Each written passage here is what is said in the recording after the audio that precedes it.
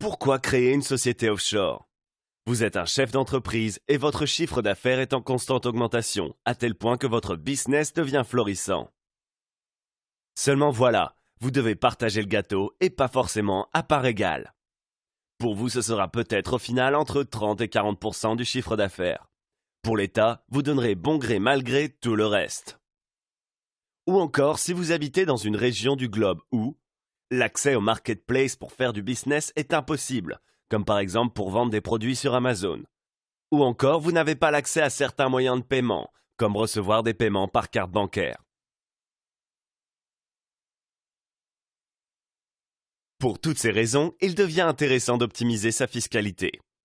Mais attention, je ne vous parlerai ici que de choses tout à fait légales.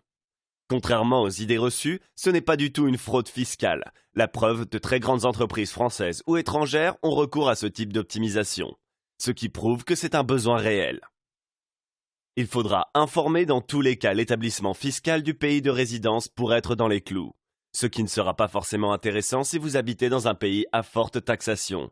Suivez le regard.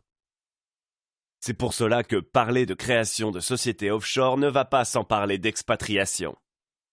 Admettons que vous êtes résident français et avez créé une société offshore aux États-Unis. Vous devrez déclarer votre activité au fisc français et vous serez donc imposé comme si votre société était basée en France. Il n'y a donc aucun intérêt à le faire.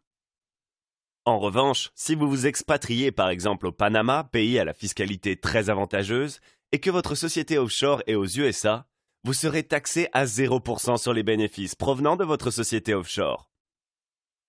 D'autres lieux sont très favorables à l'expatriation, comme la Thaïlande, la Malaisie, l'île Maurice ou encore Dubaï. À l'heure actuelle, les sociétés américaines ont le vent en poupe, mais vous pouvez également créer votre société offshore au Royaume-Uni, en Irlande, à Hong Kong, à Singapour ou encore à Dubaï.